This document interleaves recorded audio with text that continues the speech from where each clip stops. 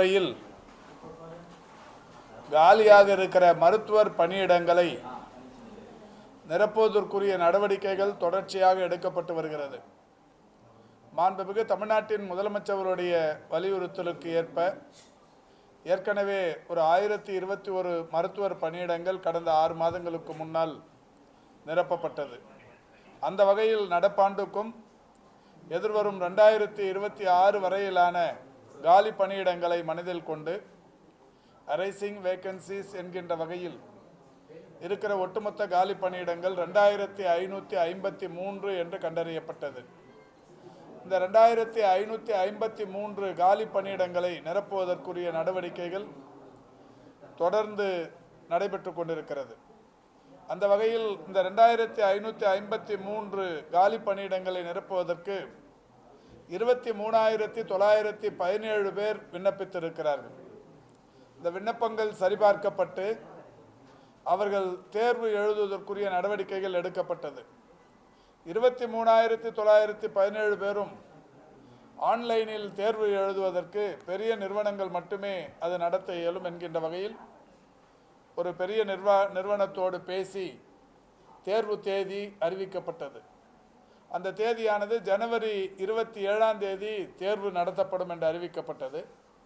இந்த நிலையில் மாண்புமிகு தமிழ்நாட்டின் முதலமைச்சர் அவர்கள் இந்த தேதியை இன்னும் கொஞ்சம் அட்வான்ஸ் படுத்தி முன்கூட்டியே இந்த தேர்வை நடத்தி இந்த பணியிடங்களை விரைந்து நிரப்புவதற்குரிய நடவடிக்கைகள் எடுக்க வேண்டும் என்று அறிவுறுத்தி அதற்கேற்ற வகையில் அந்த நிறுவனத்தோடு பேசி இன்றைக்கு ஜனவரி 5 என்று அந்த தேதி மாற்றப்பட்டிருக்கிறது. ஜனவரி 27 என்றிருந்த அந்த தேர்வு தேதி 22 நாட்கள் அட்வான்ஸ் செய்யப்பட்டு ஜனவரி 5 என்று மாற்றப்பட்டிருக்கிறது. அதற்குரிய நோட்டிஃபிகேஷன் இன்றைக்கு வெளியிடப்பட்டிருக்கிறது.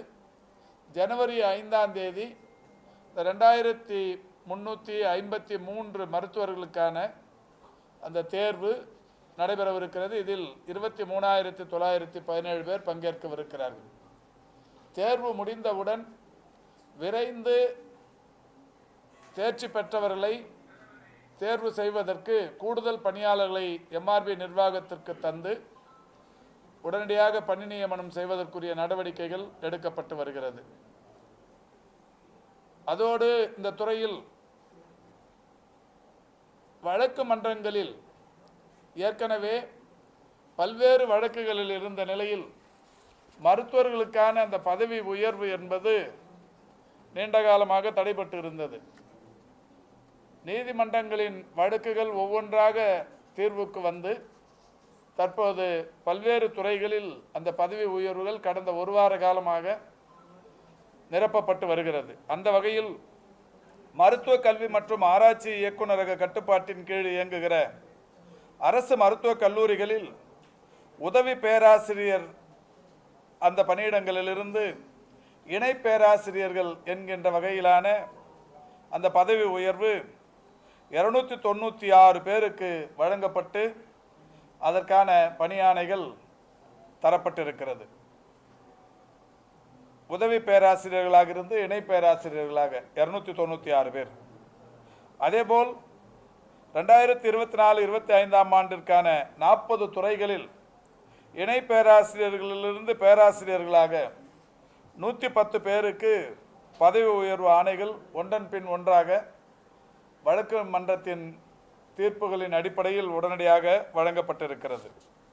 இதோடு மட்டுமல்லாது மருத்துவ மற்றும் ஊரக நலப்பணி இயக்குநரகத்தில் இணை இயக்குனர் பொறுப்புகளில் இருந்தவர்களுக்கு கூடுதல் இயக்குநர்களாக பதவி உயர்வு 4 பேருக்கு அளிக்கப்பட்டு அவர்கள் பணியில் இணைந்திருக்கிறார்கள்.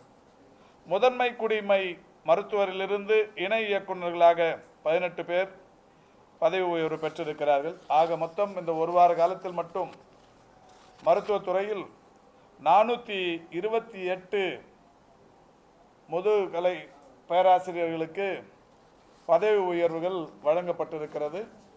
பல்வேறு வழக்குகளில் இருந்து தீர்வு காணப்பட்ட நிலையில் இப்பொழுது இந்த 428 பேருக்கு பணியாணைகள் வழங்கப்பட்டு இருக்கிறது.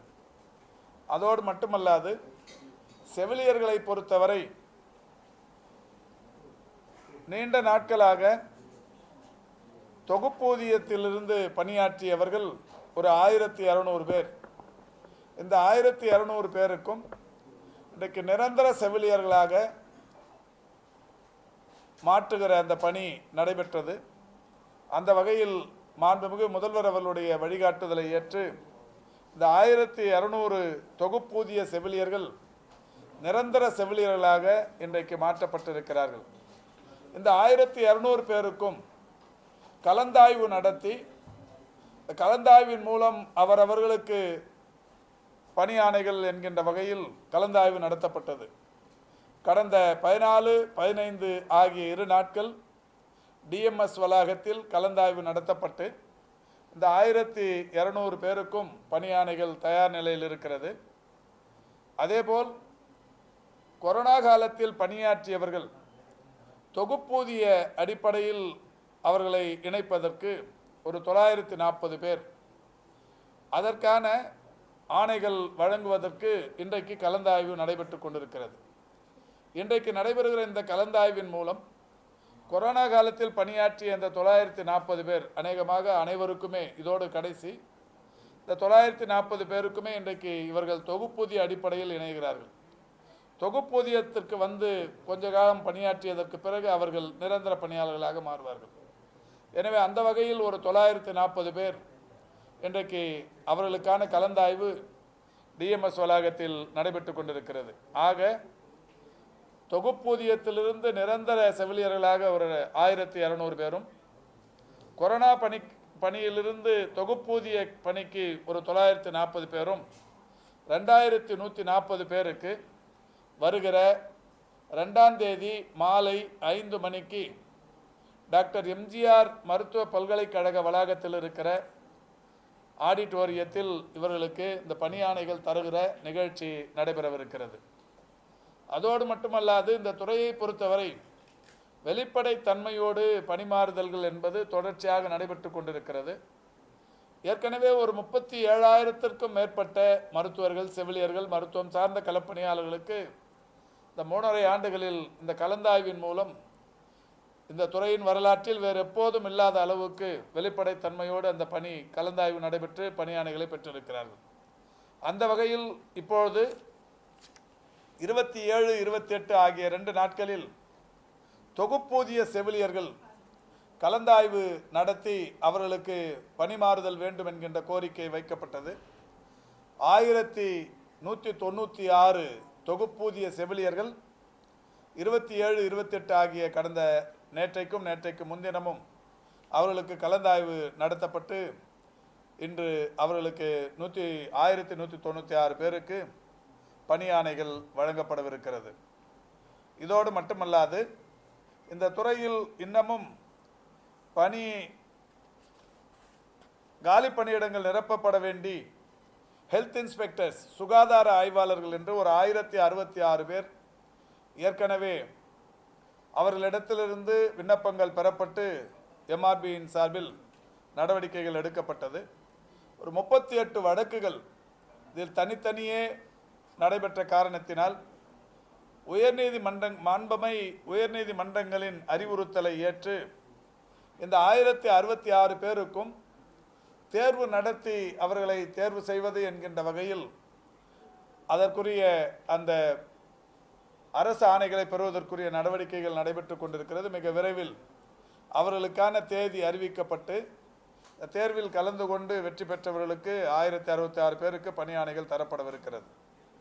விஹெச்என் என்று சொல்லக்கூடிய கிராம சுகாதார செவிலியர்கள் 2650 பேருக்கு அனைத்து பணிகளும் முடிந்த நிலையில் ஒரு 13 வழக்குகள் உச்சநீதிமன்றத்தில் நிலுவையில் இருக்கிறது. இந்த 13 வழக்குகள் உச்சநீதிமன்றத்தில் நிலுவையில் இருக்கிற காரணத்தினால் அட்வொகேட் ஆன் ரெக்கார்ட்ஸ் அவரிடத்தில் ஏர்லி பெட்டிஷன் இன்றைக்கு உச்சநீதிமன்றத்தில் துறையின் சார்பில் தாக்கல் செய்யப்பட்டிருக்கிறது. அந்த வழக்கு அநேகமாக டிசம்பரில் வரும் என்று எதிர்பார்க்கிறோம். அது வந்தவுடன் உச்சநீதிமன்றத்தின் இந்த 13 வழக்குகளுக்கும் ஒரு தீர்வு காணப்பட்டு அவர்களுக்கும் கூட இன்றைக்கு அவர்களையும் இந்த துறையில் ஒரு 2650 கிராம சுகாதார செவிலியர்களை இணைப்பதற்குரிய நடவடிக்கைகள் எடுக்கப்பட்டு வருகிறது. தற்போது கூட எம்ஆர்பியின் சார்பில் ஒரு 47 பிசியோதெரபிஸ்ட் என்று சொல்லக்கூடிய இயன்முறை மருத்துவர்களுக்கு தேர்வு நடைபெற தேதியெல்லாம் அறிவிக்கப்பட்டிருக்கிறது. இந்த 47 இடங்களுக்கு 8772 பேர் விண்ணப்பித்திருக்கிறார்கள். இந்த 8772இல் தகுதி படைத்த 47 பேர் எம்ஆர்பியின் சார்பில் தேர்ந்தெடுக்கப்பட்டு அவர்களுக்கு பணியாணைகள் தரப்படவிருக்கிறது. எனவே இந்த நிலையில் அரசின் சார்பில் கடந்த ஒரு வாரத்தில் 428 மருத்துவர்களுக்கு பதவி உயர்வுகள், 2553 மருத்துவர் காலி பணியிடங்களுக்கு தேதி முன்கூட்டியே அறிவித்திருப்பது, 2140 செவிலியர்களுக்கு வருகிற 2ஆம் தேதி பணியாணைகள் தருவது என்று பல்வேறு பணிகள் விரைந்து நடைபெற்றுக் கொண்டிருக்கிறது.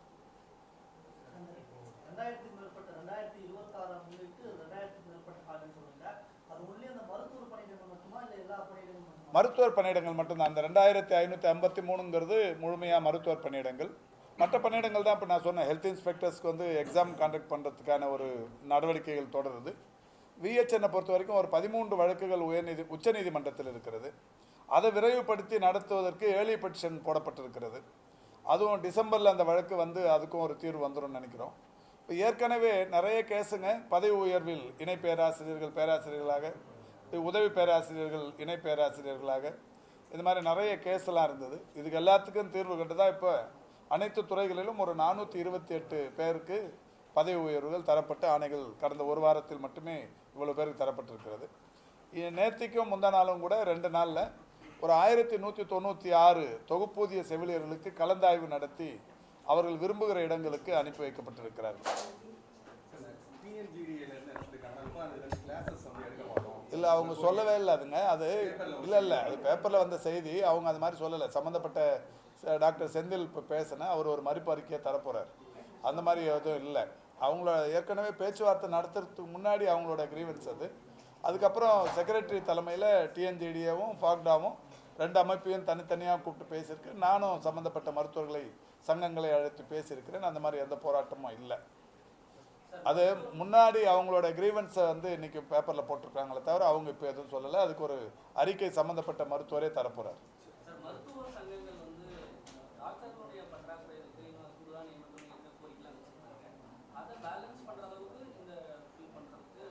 இல்லை, அது எல்லாரோட இப்போ இந்த துறையை பொறுத்த வரைக்கும் ஆரம்பத்திலிருந்தே அந்த காலி பணியிடங்கள் நிரப்புவதில் மாண்புமிகு தமிழ்நாட்டின் முதலமைச்சர்கள் பெரிய அளவில் முனைப்பு காட்டுகிறார்கள். இதில் உங்களுக்கு தெரியும், அந்த 1021 மருத்துவர் பணியிடங்கள் நிரப்பும் போது நிறைய வழக்குகள். ஒன்று, கொரோனா காலத்தில் பணியாற்றியவர்களுக்கு மதிப்பெண் சரி கொடுக்குறோன்னு ஒத்துக்கினதுக்கு அப்புறம் 2 வருஷம் கொரோனா காலத்தில் பணியாற்றியவர்களுக்கு மதிப்பெண்ணாங்க. உடனே 1 வருஷம் செஞ்சவங்க 1.5 வருஷம் செஞ்சவங்களாம் எங்களுக்கும் மதிப்பெண்ணாங்க. அப்புறம் அந்த மதிப்பெண்ணை பிரித்து போட்டு அந்த பணியாணைகள் தருவதற்கு கொஞ்சம் டிலே ஆச்சு. இப்போவும் கூட பார்த்துருப்பீங்க, ஹெல்த் இன்ஸ்பெக்டர்ஸுக்கு 38 கேஸு, இப்போ விஹெச்என்னுக்கு சுப்ரீம் கோர்ட்டில் 13 கேஸு. இந்த மாதிரி இப்போ இந்த 428 பேருக்கு பதவி உயர்வு கொடுத்தது இருக்கிறதுலையும் 10க்கும் மேற்பட்ட வழக்குகள்.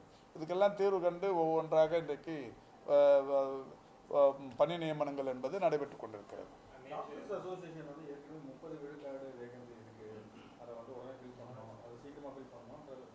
30 விழுக்காடெல்லாம் இல்லை. இப்போ இருக்கிற அதாவது வேக்கன்சிஸை இப்போ வெளிப்படையாக சொல்லியிருக்கிறோம்.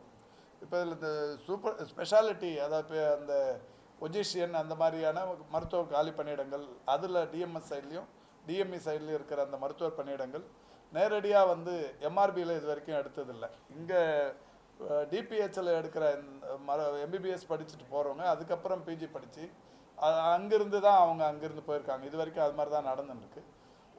ஒரு காலகட்டத்தில் இவங்களை வந்து வாக்கின் இன்டர்வியூ மாதிரி ஒரு சூழ்நிலையில் எடுத்திருக்கிறாங்க. இப்போ அந்த மாதிரி வாக்கின் இன்டர்வியூ எடுக்கலாமா, சட்டப்பூர்வமாக அது சரியாகுமா, இல்லை எம்ஆர்பியில் எடுக்க முடியுமா, இதுக்கான அந்த இதெல்லாம் நடந்துருக்கு. இது ஒரு முடிவு வந்ததுக்கு அப்புறமா அந்த மருத்துவர்களையும் எடுக்க போகிறாங்க. இது எதுக்குன்னா, இது 1 மாத காலம்தான் இந்த இடைவெளியே. ஜனவரியில் இவங்கெல்லாம் வந்துட்டாவே, இந்த 2553 வந்துட்டா இந்த பிஜி முடித்தவங்க ஆட்டோமேட்டிக்காக அந்த துறைகளுக்கு போயிடுவாங்க. டிஎம்எஸ்க்கும் டிஎம்இக்கும் போயிடுவாங்க. அதனால் காலி பணியிடங்கள் எவ்வளோ இருக்குங்கிறத வெளிப்படையாக அறிவிச்சிருக்கிறோம். அதில் இப்போ மருத்துவ சங்கங்கள் அதை அன்றைக்கி சொன்னாங்க. அப்புறம் அவங்களே நாங்கள் கூப்பிட்டு பேசும்போது எங்கே 30% இருக்குதுன்னு கேட்டோம். அவங்க தான் பேட்டியில் சொல்கிறது தானே. இப்போ எவ்வளோ காலி பணியிடங்கள் இருக்கோ அத்தனை பணியிடங்களும் நிரப்புவதற்குரிய நடவடிக்கைகள் இப்போ அறிவிச்சிருக்கிறோம். அதான் 2026 அரைசிங் வேகன்சியே எதிர்பார்த்து இன்னைக்கு பண்ணியிருக்கிறோம். இது சம்பந்தமாக சங்கங்களிடத்தில் முழுமையாக பேசப்பட்டிருக்கிறது.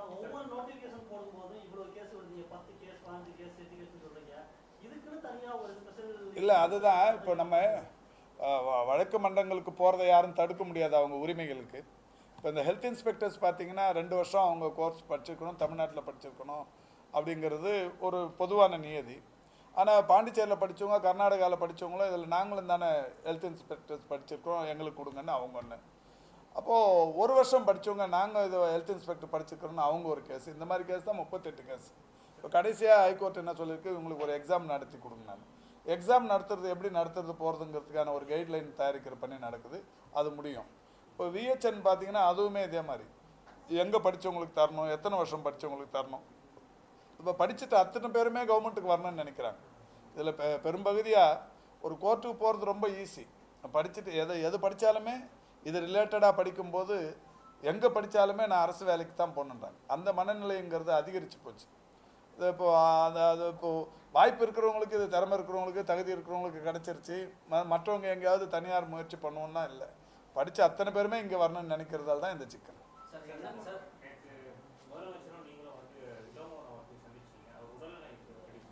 இல்லை, நல்லா இருக்குங்க. அதாவது அவருக்கு வழக்கமாக இருக்கிற அந்த பாதிப்புகள் தான். நேற்றுக்கு நல்லாவும் இருந்தார், அதான் பேசுகிறாரு, அந்த மாதிரி இல்லை, நல்லா இருக்கார். தீவிர சிகிச்சை பிரிவில் சிகிச்சை பெற்று செயற்கை இப்போ எக்மோரில் போயிட்டு இருக்குப்பா. அப்போ போயிட்டு இருக்கு. இப்போ மதுரை ராஜாஜியில் அடுத்த கட்டத்துக்கு அதை எடுத்துகிட்டு போயிட்டு இருக்கிறாங்க. அது முடிஞ்ச உடனே சேலம், கோயம்புத்தூர் சொல்லியிருக்கிறோம். அது இந்த வருஷத்துக்கு எண்டில் வரும்.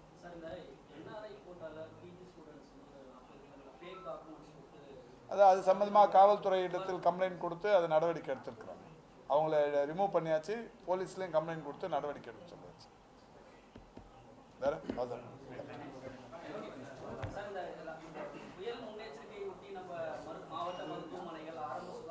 எல்லா இடத்துலையும் அலர்ட்டாக இருக்கிறாங்க. எல்லா மருத்துவமனையிலும் கடந்த மழையின் போது எங்கெல்லாம் பாதிப்பு வந்ததோ, குறிப்பாக தூத்துக்குடியில் பார்த்தீங்கன்னா ஒரு கார்டியாக் டிபார்ட்மெண்ட்டு கிரவுண்ட் ஃப்ளோரில் இருந்தது.